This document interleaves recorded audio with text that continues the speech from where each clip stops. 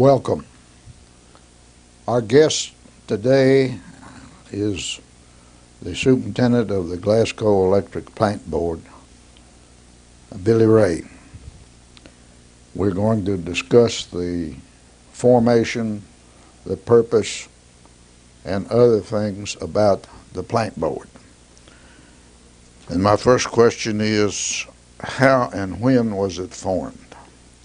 Well, I think the board was created as more or less a paper corporation probably in 1958 in anticipation of getting an issue on the ballot to create the corporation in reality. After that creation of a board, there was an effort to get an issue on the ballot in Glasgow to condemn the facilities of the then Kentucky Utilities that served the community and establish a municipally owned electric utility. It was on the ballot twice. It failed the first time, I understand, by 50 or 60 votes. And then they got it on. They didn't give up, this group of people that created this initiative, and got it on the ballot the second time, and it passed by about 50 or 60 votes. So it became a reality in fact on January the 1st of 1962. What authorized the formation of the corporation and board? Well, statewide. Yeah, an act, KRS 96550 to 990, known as the Little TVA Act, was passed in the 30s, and similar acts were passed throughout the Southeast after TVA was created by act of Congress during the Great Depression to authorize cities, after TVA was created to generate power. There also had to be enabling mechanisms for cities to construct utilities to distribute TVA power. So in Kentucky it's called the Little TVA Act, and that act was used by several Kentucky cities to create electric plant boards like the Glasgow Electric Plant Board. Do you still get your power from TVA? We still do. There's a lot of talk these days about deregulation of the electric power industry and giving utilities like the Glasgow Electric Plant Board wider authority to purchase power from others. And we happen to be very interested in that in Glasgow. TVA has been a great and grandiose idea for the last 60 years or so, but their power rates are now not the cheapest available. And we are interested in getting legislation passed that would give us at least the right to go shopping and see if we could find a better deal. May not be able to find a better deal, but it'd be nice to be able to go shopping. But today, all power in Glasgow still comes from the Tennessee Valley Authority. What arrangements do you have with them by way of contract or otherwise? Well, we have a power contract that has been through sort of an evolution. Started off as a 20-year power contract that had been recertified at least once during the life of the Glasgow Electric Plant Board. But then it has been transformed now to what I think we generically call an evergreen contract, where it has no fixed term. It goes on forever unless we give them 5 years notice that we'd like to start buying power from someone else. We've never given them that notice, but it's something that, as these pieces of legislation intending to deregulate the electric power industry move forward in both the federal Congress and the state legislature, that we'll be considering closely whether we should go ahead and give them that notice so that we'll have 5 years to shop around. What control, if any, does TVA have with the corporation by virtue of the contract? Well, in Kentucky and most states, municipal utilities are not subject to the state public service commissions. So to fill that void, that contract pretty much gives TVA the right to approve our rates.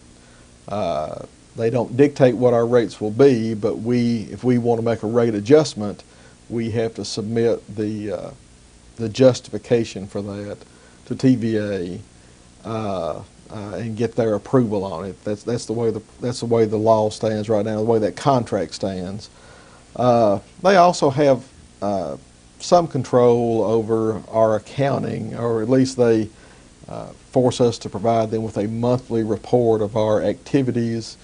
If they felt like we were misclassifying some revenue or expenses, they would probably suggest that we classify it some other way. But over the years, that control has really waned. I think in the early days of both the Glasgow Electric Plant Board and TVA Power, they were more of a teacher, and they really had a lot of control over these utilities because they were taking groups of local business people, and in the case of the rural electric co-ops, just lay people, and teaching them how to be a utility, and they more or less ran the operation. But that's pretty well evolved now to a point where they check in with us annually or so, and that's about it. Does it have any control or anything to say about the cable aspect of the board?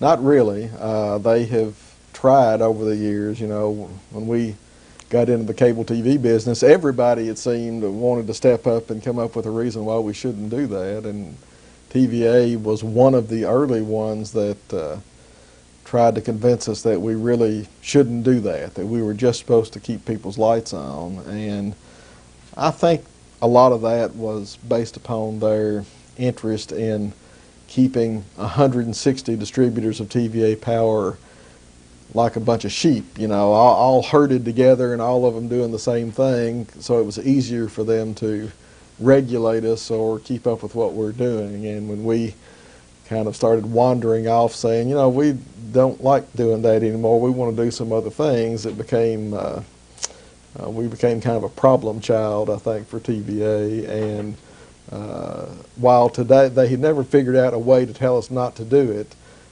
they've never been crazy about us doing it, and have pretty well ridden herd on us, making sure that we kept the books exactly as they thought that they should be done, in a very conservative fashion. Of course, they have nothing to do with our rates for cable TV or any cable TV revenues. They have absolutely nothing to do with that.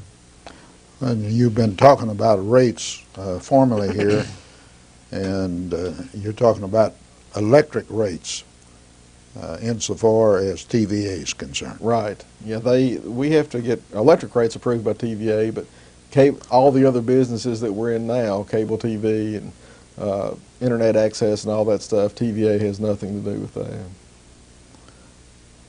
Is there any other corporation under the Little TV Act in Kentucky that has cable? Now there is. Murray, City of Murray, Kentucky has a system virtually identical to ours now. And Hopkinsville has a system similar to ours, except that it doesn't, they do not yet offer cable television. They do offer some of the high-speed data communications. And then Bowling Green, Russellville, Franklin are all having studies done and are in various stages of implementing a similar project to ours.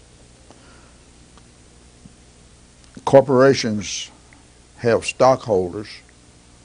In what sense does this corporation have stockholders, and if so, what takes the place of the stockholder?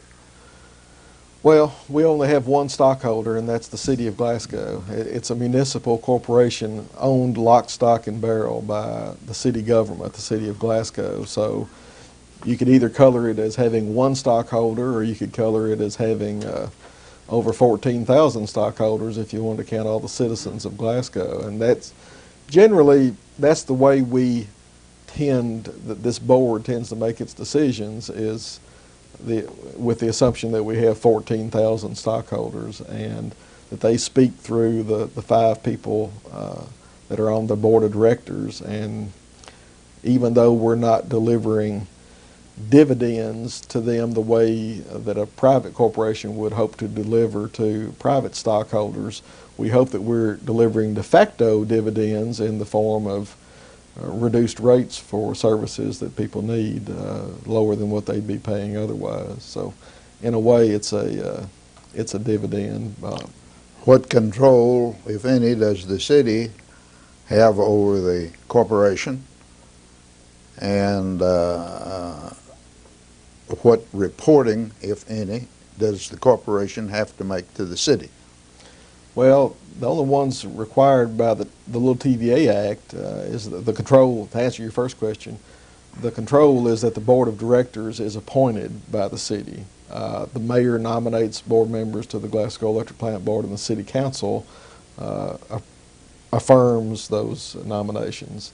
And then one of the board members always is a city council member. So is that required by law, or is just custom? No, it's required by the little TVA Act.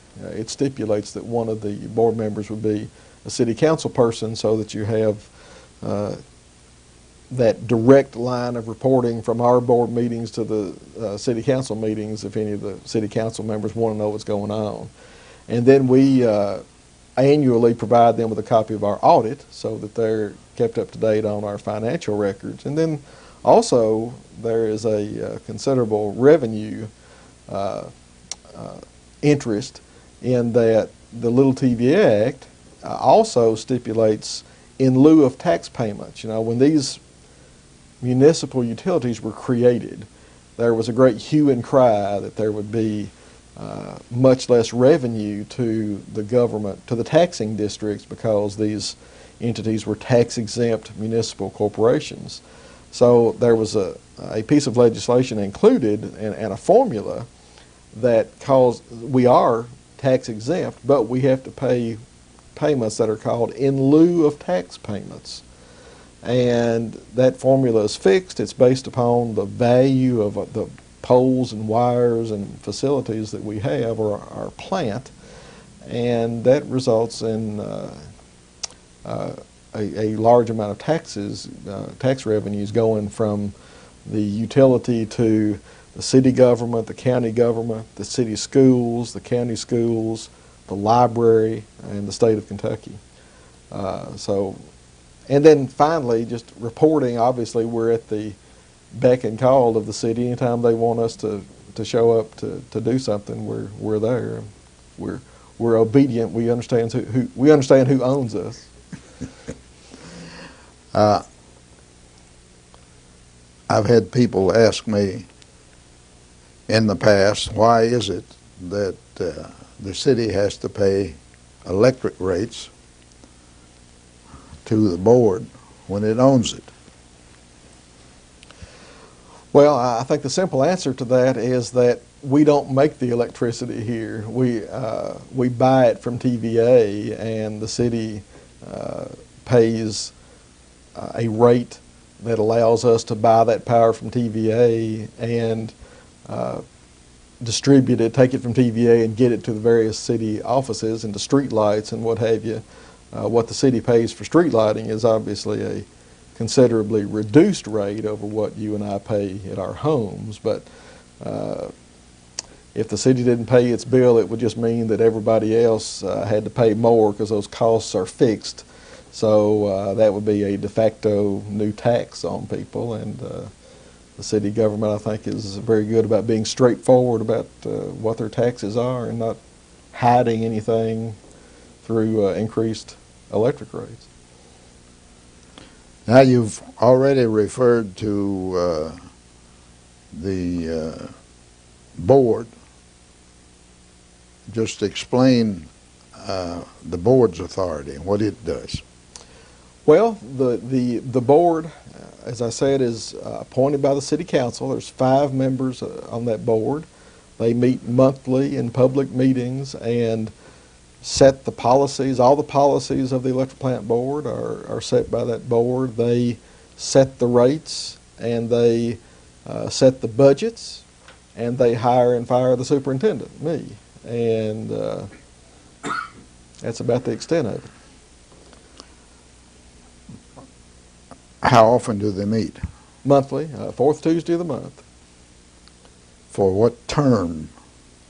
By that I mean, what's the term of each member of the board?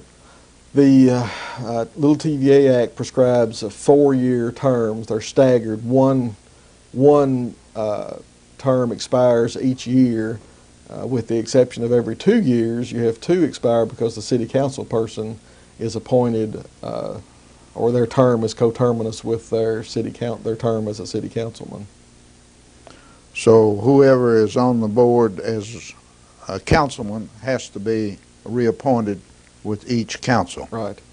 Or by each council. That's correct.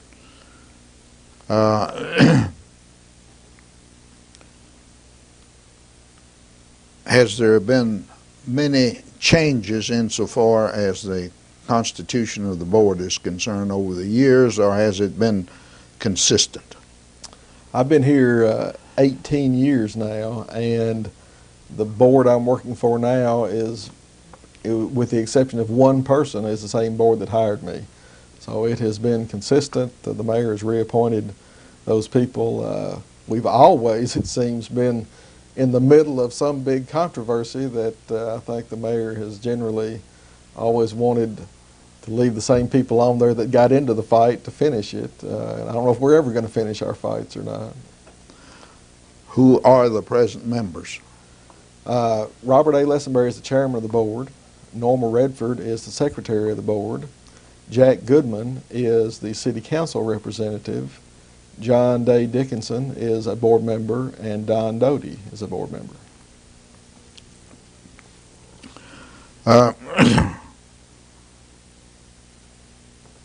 Now, you are the superintendent.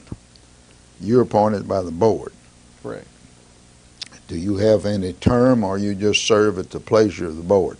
Completely at the pleasure, month by month, at the pleasure of the board. None, not even a yearly contract. No, no.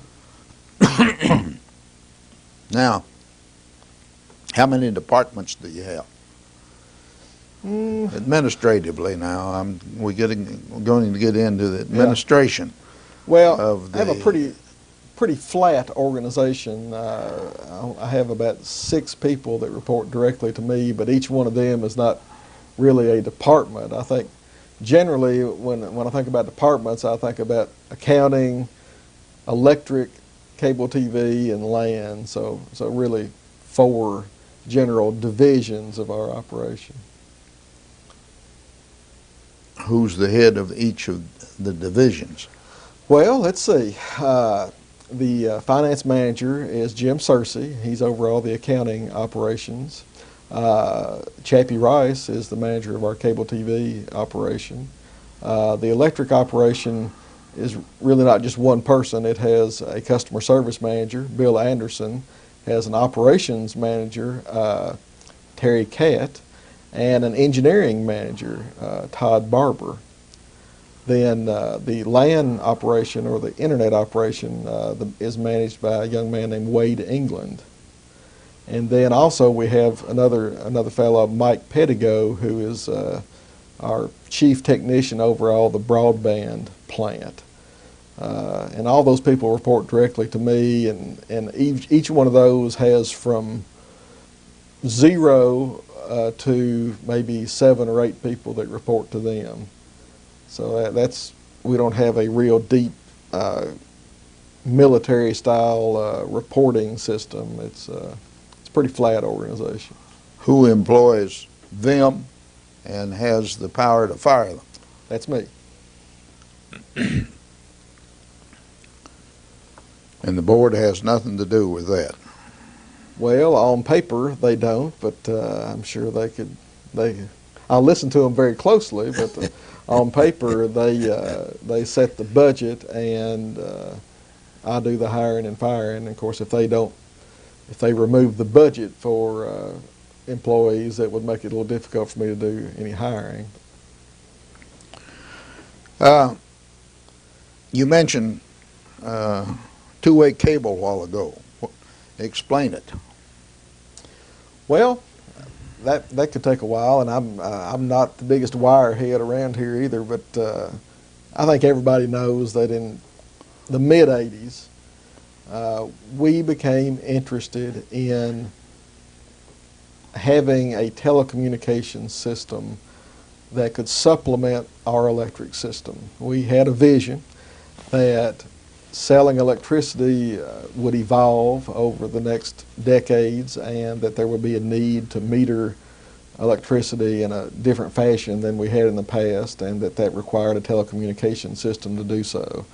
We had a vision that we needed to be able to control the switches and protective devices that make up our electric system in a remote fashion and in real time. And everything that we looked at our crystal ball seemed to have a least common denominator of needing a telecommunications backbone to make this future utility functional.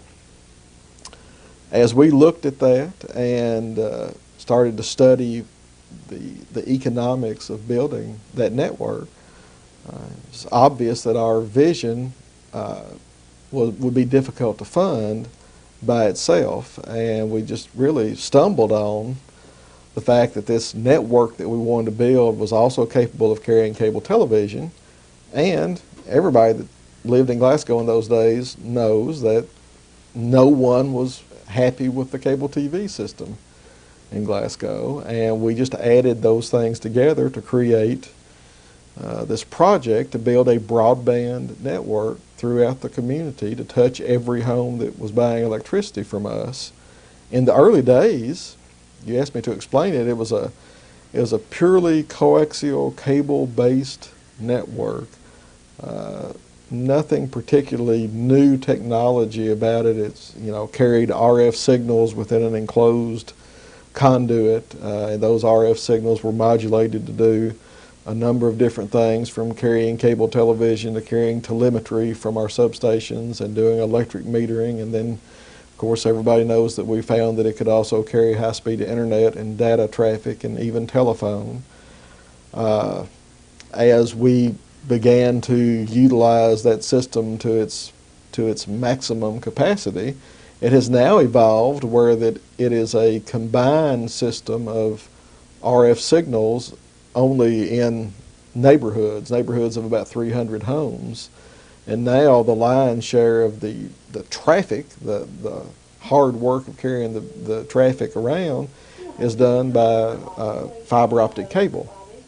Here at our office at 100 Mallory Drive, the cable television signals and other data traffic are actually converted to pulses of light. And it's a laser beam shining down a long glass fiber about the thickness of a human hair that carries this signal to your neighborhood now. And then at that point, in a device called a node, the light is converted to RF signal, and the drop that comes into your house is pretty much unchanged. Although now we're beginning to get a few customers, some heavy data users, that we're carrying light all the way into the fiber optic cable all the way into their business, and that conversion's not taking place until it gets into their building. Now, you mentioned the television that was available here in Glasgow at the time the board started cable.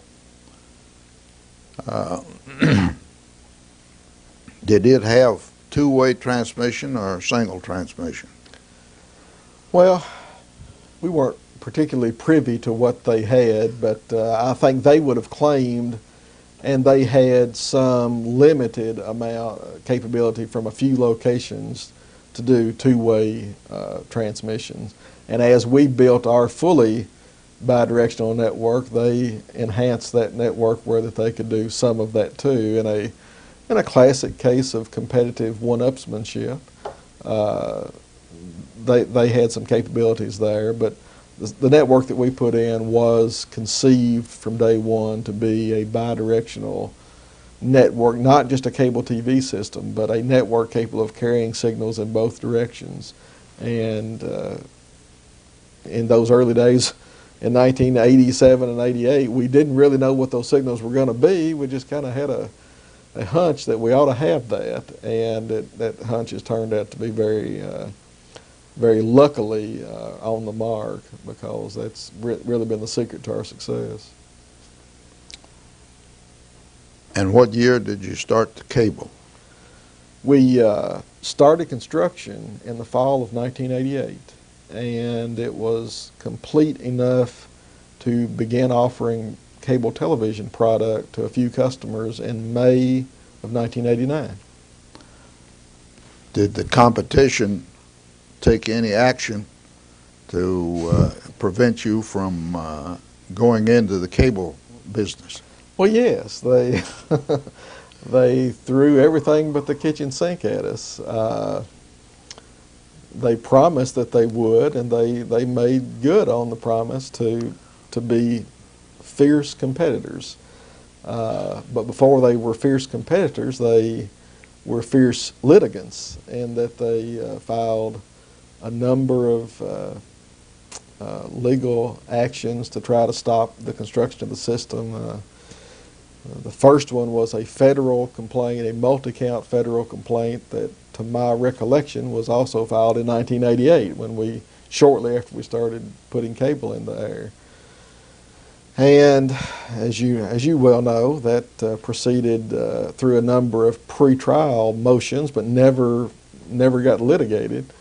And then shortly after we actually started hooking people up, they also served us with a state action claiming that the cable in people's houses that we were connecting to belonged to them. And that one went to a full-blown jury trial, and I think most of the attorneys, yourself included, called most of those things kind of Alice in Wonderland claims, and that's pretty well the way it panned out. The wiring issue went to a full-blown jury trial, and the jury came back and said, to no one's surprise, the wire in my house belongs to me, and I can do whatever I want with it. And so we won on that one, and that precipitated a settlement of the federal action.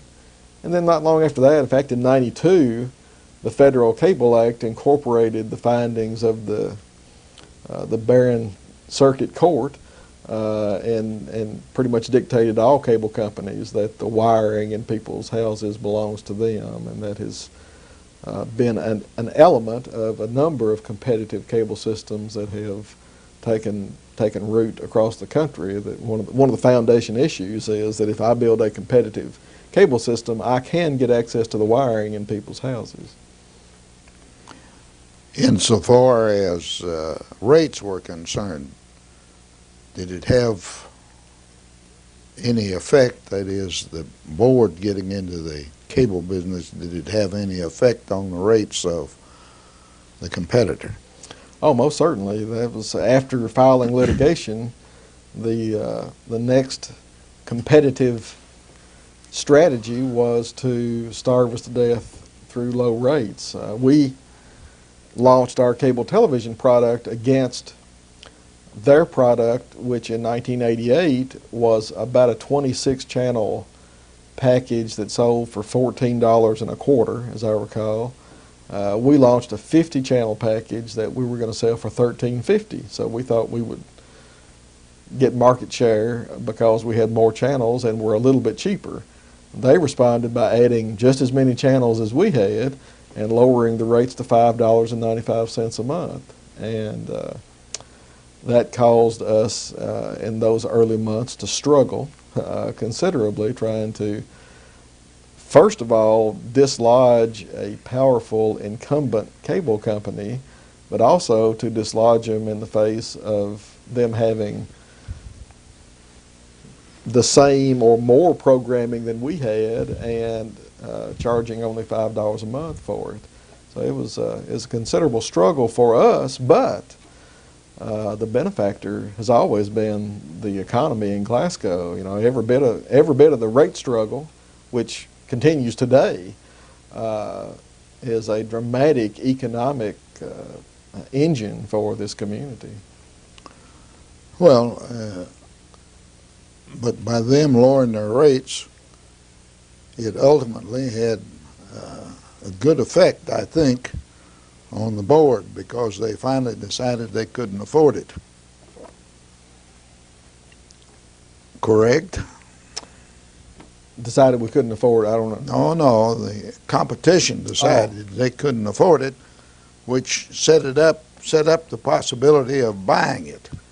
Yeah, I would say so, although it was a long and arduous road between 1988 and 2001 when that finally took place. But yeah, the rate war and the fact that I'm sure even as big as Telescripts was, and then they sold the system to Comcast, I'm sure that some corporate bean counter would look at all their different systems and the financial performance of each system. Glasgow's always had to be in red numbers, and I think ultimately they decided to get rid of some of the red numbers and came to us and offered to sell it out.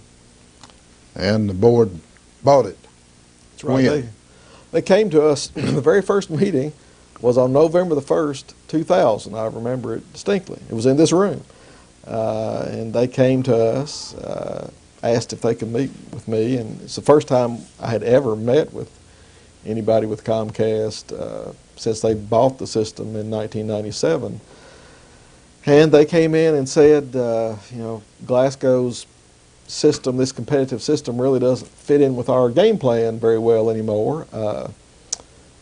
We want there to just be one operator in Glasgow, and it's either going to be us or you. And you can buy us out if we can agree on a price, or we're going to rebuild the system again and drive the rates down even lower and starve you out. And they had the financial wherewithal to do that. Plus, the community, I remember, as I said in my earlier statement, when we think about our stockholders, the long-term result of one cable operator remaining here and that cable operator being Comcast, or if you look at recent issues of the Wall Street Journal, what may turn out to be AT&T and Comcast, would be that the cable rates in Glasgow would begin to approach, or immediately would approach, the national average of $36 or $38 a month. And we felt moved to protect the community's economy from having to suffer that. So we made them an offer, and we negotiated back and forth for a couple of months and agreed on a price. And then April the 1st of 2001, we took the keys to their system and began incorporating it into our system. Now, insofar as Comcast was concerned, what territory did it have? Well, not only as to Glasgow, but in the region. In this region, they served Glasgow and what I guess you'd call suburban Glasgow in several different directions out of town. But they also served out of Glasgow. They served Cave City, Horse Cave, and Heisville. And they initially wanted us to purchase that whole slug. And we just really didn't have any interest in the Horse Cave, Cave City, and Heisville systems. So we finally arrived at a deal where that we bought everything but those systems, and we agreed to maintain a fiber optic connection to feed those cities. So they actually pay us to feed those cities for them, and they maintain their own one or two person operating force to keep customers happy in those cities, and we just serve signal to them. And then the rest of it, the plant that overlaid our plant in Glasgow will be working over the next several years to just strip that down and remove that plant and transfer everybody over to our cable plant. And then in the outlying areas, the different direct spokes going out of town, we're busily rebuilding that plant and running our fiber optic cable out to those neighborhoods to try to bring that whole system into the same architecture that we use in town, so that our total group of services, cable TV, high-speed internet, and what have you, is available to everybody that we serve. And that's a project that should be complete in the May 2002 time frame. Let's go back for a moment to the electrical aspect of the corporation. What is its territory? Well, it is really the same territory that we served in 1984. Generally, just the city limits of Glasgow, but as the city has grown since 1984, there are now areas that are in the city limits of Glasgow that are not served with electricity by the Glasgow Electric Plant Board. When the Electric Plant Board was created in 1962, it was able to structure a 20-year agreement with Farmers Rural Electric that surrounds the city to transfer areas that were annexed into the city. And that worked well. As the city grew, the two utilities worked together, and the Electric Plant Board paid Farmers Rural Electric for the facilities that it acquired as the city grew. In 1982, Farmers Rural Electric's board of directors chose not to re-establish that agreement or to extend it. And so we have no agreement. And Kentucky, the Kentucky Constitution, and a series of case laws, litigation in Kentucky, pretty well render it impossible for city utilities to forcibly acquire these service rights as cities grow. And it's kind of a situation that doesn't make sense to a lot of people. But that's the situation with the state of the law in Kentucky. Why doesn't the same limitation apply to the cable industry? Well, I guess it would, were it not for the fact that in our case, the plant owned by the surrounding utility was just sold to us lock, stock, and barrel.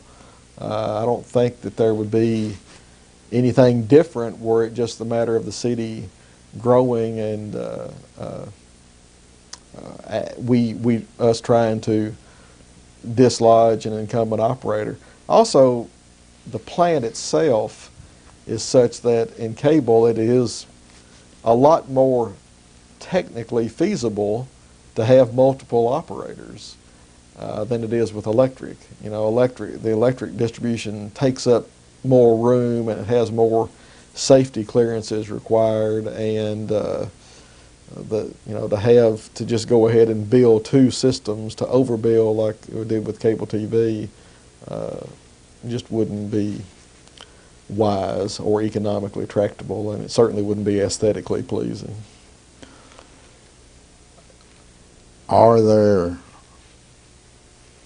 prospects for future competition insofar as the cable business is concerned? Well, I think that anything's possible. The city has recently granted another cable television franchise to South Central Rural Telephone, and also the federal act makes it incumbent upon a city to allow to not grant exclusive franchises. If more people wanted to come in and compete against us for cable TV, I think the city would be pretty well forced to allow that. Although in the real world, that's talking about the theoretical world. In the real world, the Glasgow Electric Plant Board has the lowest rates for cable TV, as far as we can tell, in North America. And I don't think we're going to have a whole lot of people lining up to build new systems to compete as long as our rates are low as they are. So, and obviously that's one of the reasons that we want to keep our rates low, over and above our natural interest in the economy of Glasgow, is that we are now experienced at competition, and we realize that keeping rates low and customer satisfaction high were the secrets to our success in the past, and we think that'll probably be secrets to our success in the future. Explain the possibility of the board getting into telephone service. Well, I all, get questions about that. all I can say about that is that the plant that we have, which is now being optimized to carry large amounts of IP traffic or Internet Protocol traffic, is also capable, as the technology is also increasing, for telephone to be carried on as an IP traffic packet.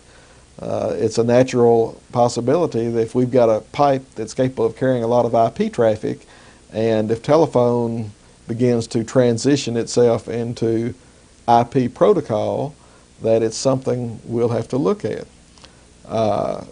Whether the board itself becomes a telephone company, or whether we choose partner with somebody that wants to be in the telephone business across our IP network, those are all things that the Electric Plant Board that are on our plate that we'll be considering as time goes on. Right now, our plate is pretty well full of trying to consolidate our network with the network we purchased from Comcast, and so I don't think that's the telephone business is not a red hot topic, but it's something we're aware of.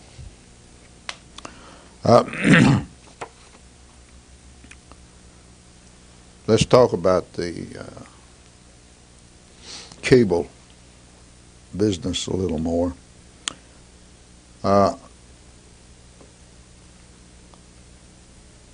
What supervision does I realize the board has complete supervision, if it wants it, through you, of the cable business, but actually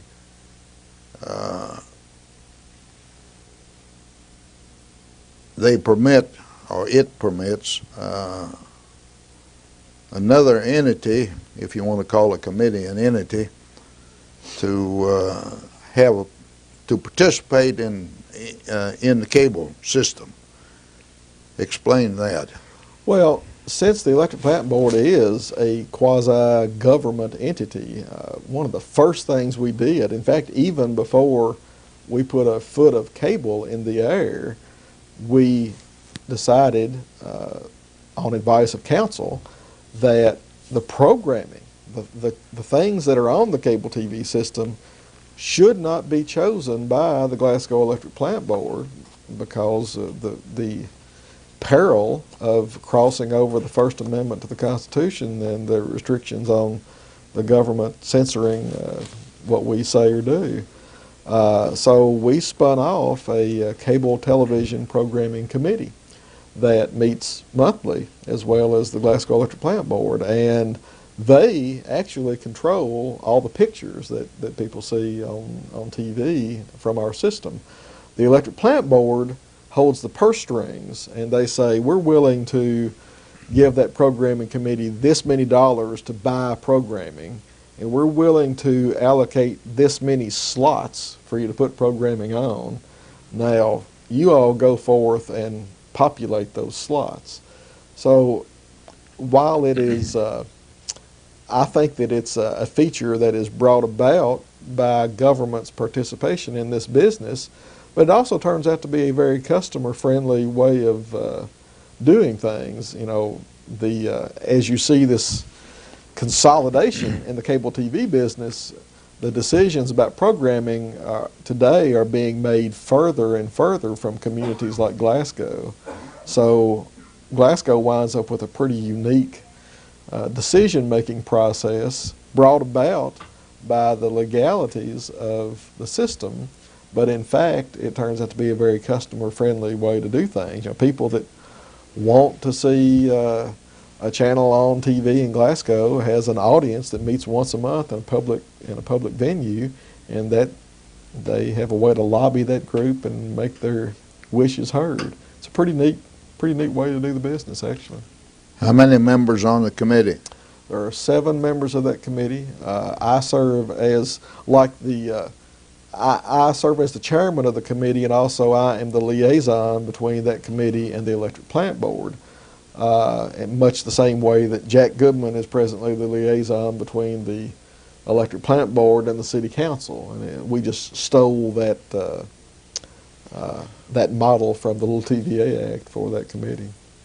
How are the members of the committee appointed? They're appointed by the Electric Plant Board to 3-year rotating terms. That committee, 2 people rotate off of, or their terms expire on that committee every 3 years, and the board tries to appoint a cross section of the community that tries to address different age groups. We used to always try to keep a local preacher on there, a teacher, and we're about to deal with expanding that committee. Since we now have an expanded service area, we need to get a couple of more people on there to represent our expanded footprint. So that's a structure that's somewhat in progress of being changed right now. Who are the committee members now? Okay, Mary Jo Travis, Uhel Barrickman, Libby Jones, Tim Stutler, Richard Cleveland, and who am I leaving out? Donna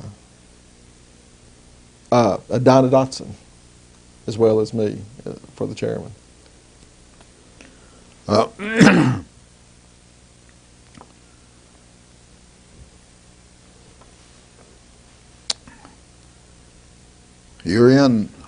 Presently you're in quite a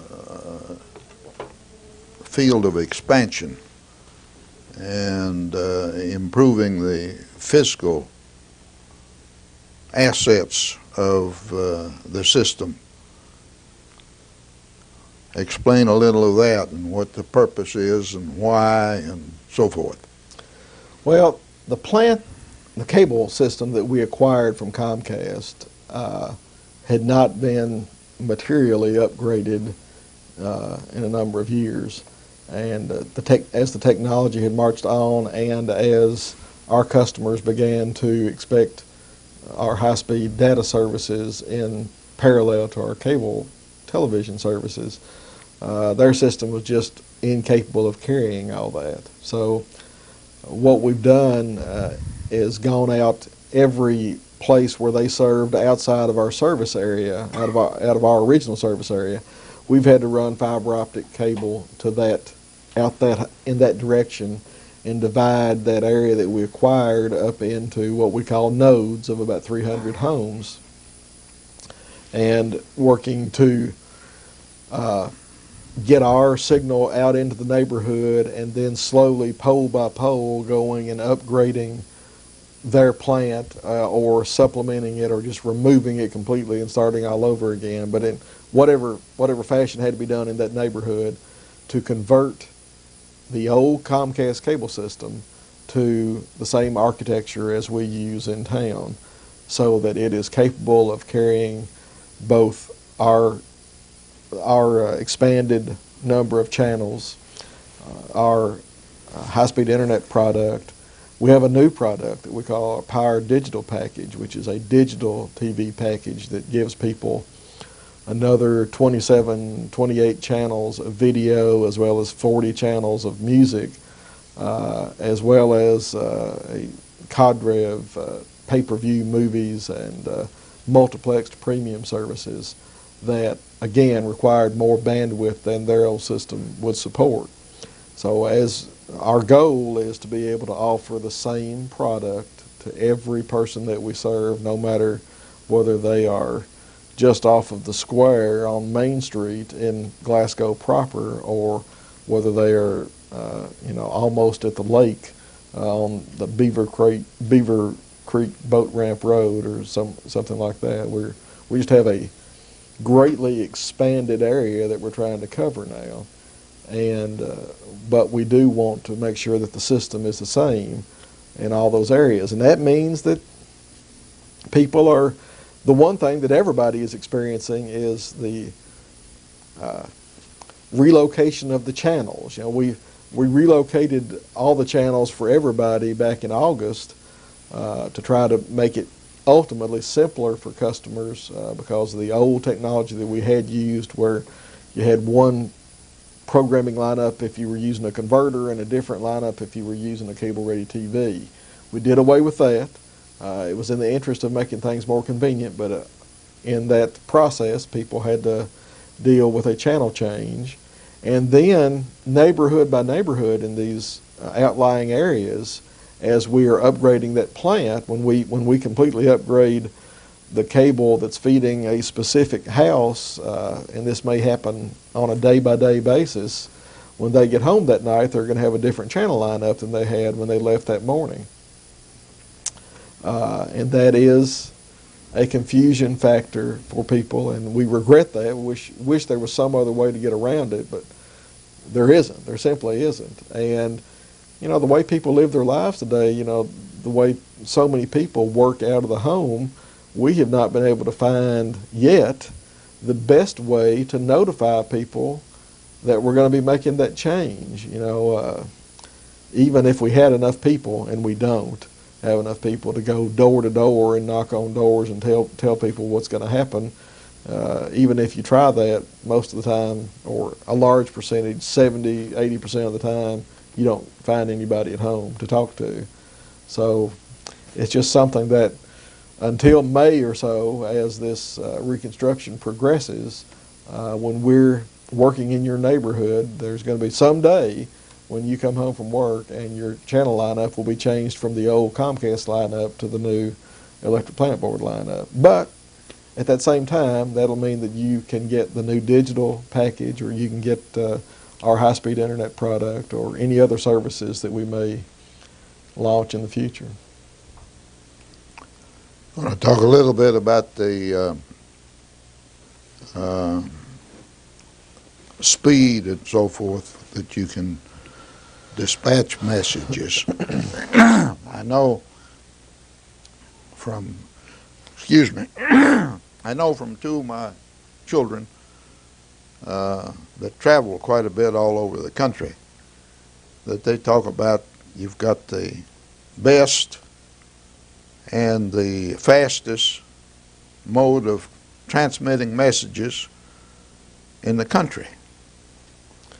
Well, we have at least one of the fastest. Of course, the cable modems that we use are industry standard. They're not special for Glasgow, so other cable systems are now able to utilize these same cable modems, although we control how fast those cable modems can talk, and our internet access customers generally are set for maximum speed at about 1 megabit per second.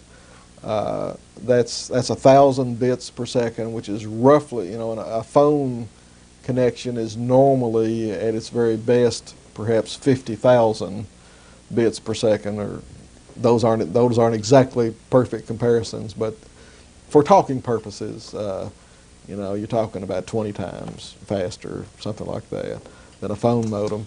And then all cable modems are not the same, because it also depends on the size of the node. I think we're being very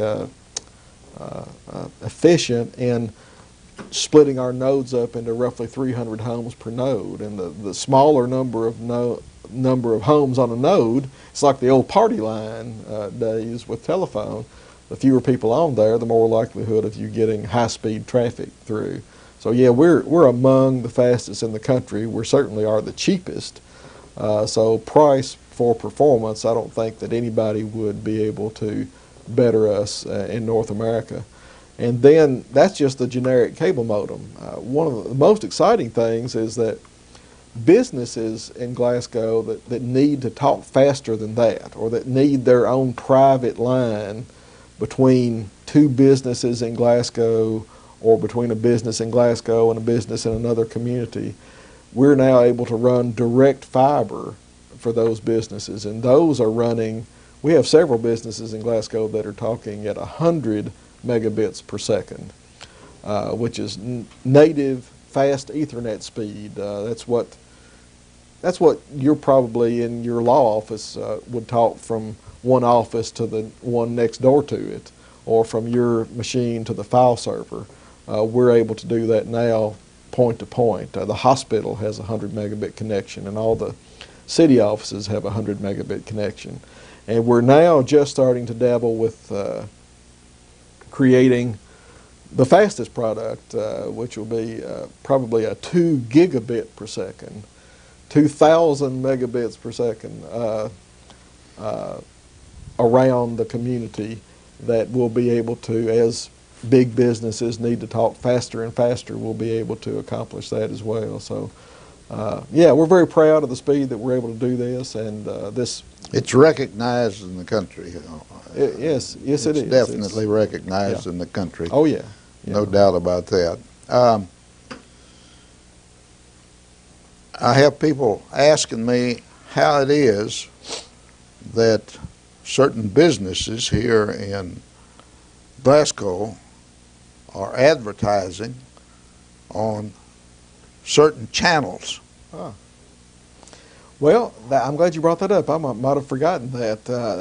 That is one of the things that we get when we buy these cable television programming services, is they provide, and have always provided us with the right to insert local advertising for local businesses.